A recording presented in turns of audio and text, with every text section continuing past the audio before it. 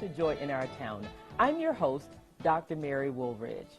Our guest today is going to share some things that are going to get us pumped up and excited about life.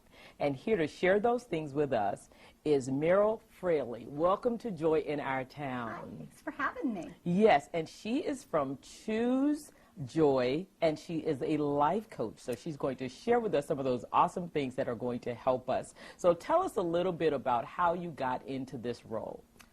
Well, first I have 5 kids, and that's a big, preparation for getting into being a life coach and being able to help people with life. And I also had done a lot of ministry as far as youth director position, worked with children a lot and families. And so I found myself helping people, and I thought, this is probably the occupation I need to take. Okay, now we are facing a serious time right now based on our economy and the transitions that we've had. Now, what are some of those things that you have seen happening as it relates to the family and our economy today, and what are some things you've been able to help us with?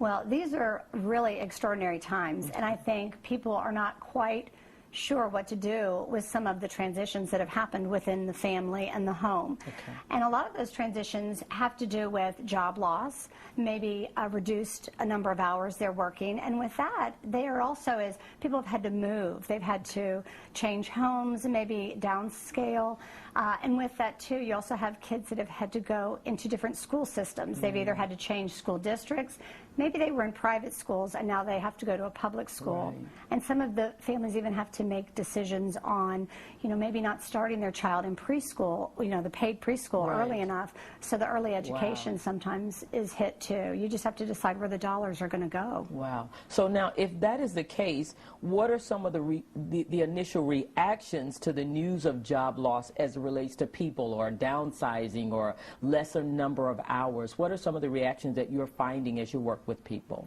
Well, change comes without permission. When it's Right. good change, we all go, woohoo, yeah, Yes, this is yes. great. But then when it comes and it's negative or it hits us sideways, we don't always know what to do with Right. it. And I think a lot of times it hits you and there's shock and denial. You're not even sure, and people get stuck in that place. They're not too sure what direction to take. They feel alone. It can be a really lonely place.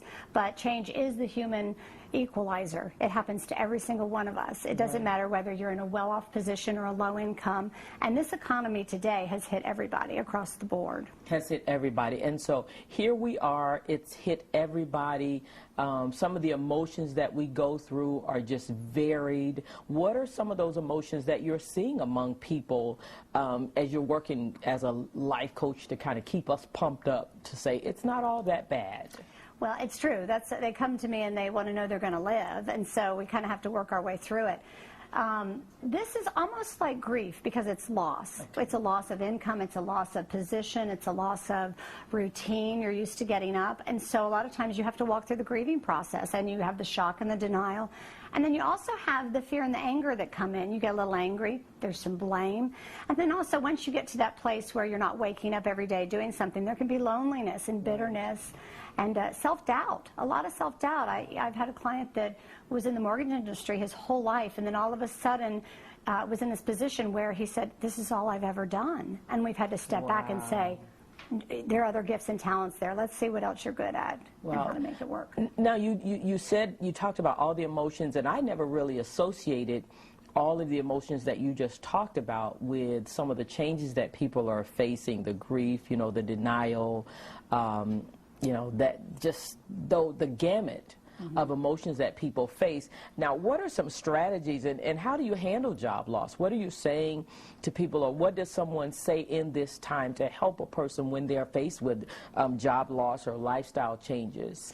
Well, a lot of times there has to be an acceptance. They have to understand that this is a change. They get stuck and don't know which direction to go in. So there's an acceptance, and then really step back and take an inventory of what your talents are. You are good at a lot of things, and be diversified. I think when you think you're only doing one thing to make your income come in, you also need to look how to diversify and how you can make income in other ways. And that's one of the ways that we kind of work through it. Okay, so then now are you then there to help them think through that process and encourage them to think through that process? Because many times we get pegged into a hole, and like you said, if we've been a real estate agent, then we think that's all we know how to do. So then what we have to, it sounds like what I hear you saying is we've got to begin to kind of do some introspecting, kind of looking inside to see, I've got some talents. What are those talents, and how can I make those such that they're bringing in additional income? Is that what I kind of hear you? You do hear me saying that, and a lot through coaching is an accountability. Okay. You know, when you're in that place and you're by yourself and you feel isolated, even within the family, especially if you're the breadwinner, you feel isolated. It's having that accountability partner every week say, so what did you do this past week to move forward? And you know, it could be as simple as getting up and giving back in other ways. Like when you are so concerned with yourself and what's going on, did you get up and could you go down and maybe help at the food bank? Or could you do this? And then all of a sudden things get a little lighter and the focus comes off you. You know, whatever you focus on expands. So the minute you're sitting there hyper-focusing on what the problem is, you can't really find the solution when the solution sometimes has to grow into itself. And I think, you know, you sharing these things with us as it relates to the family are just so important, because as our families are going through these times, they need to hear that giving back makes you even feel better even about your situation, because you understand that your situation is not as bad as someone else's as you're giving back to people. Now, we talk about families, and mostly we've alluded to heads of household. But let's talk about how children are impacted in this, and how do we get children to not fall in and deal with some of the emotions that you mentioned earlier? Well, I think it's important when this comes up and the children are in the house, it's good to talk to them. Honesty is always the best policy, but it is good to keep the facts a little separate from the emotion. You do want them to see, you know, that maybe you're struggling a little bit, but sometimes that fear and worry, I always say that fear is the root cause of the emotion, worry is the action. And our kids pick up on that if we're worrying. You know, when we do, in our workshops, a lot of times I'll say, on a scale of 1 to 10, what is your worry management? And they'll say 1 to 10 or whatever, 10 being the highest. And then I'll ask, what was your parents' worry scale? And a lot of times they get that from us. So it's important to make sure within the home that the family creates a safe and secure environment, even when it's difficult, because kids pick up on that.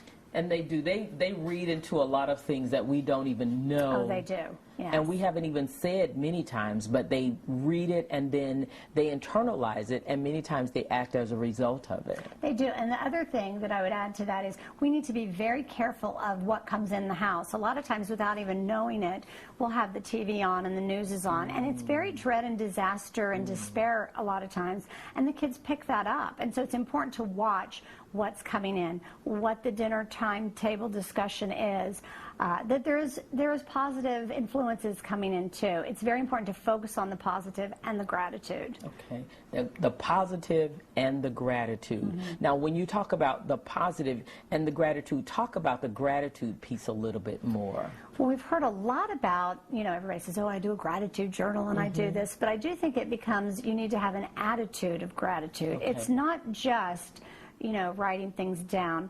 With the kids, in my home, we do something called serendipity. At the end of the day, we'll say, and mine are younger, so I'll say, what was the best thing that happened to you today? What was the unexpected joy? And that's their serendipity. Now, when they get to be older, I do think there's another way to do it, and it's called your highs and your lows.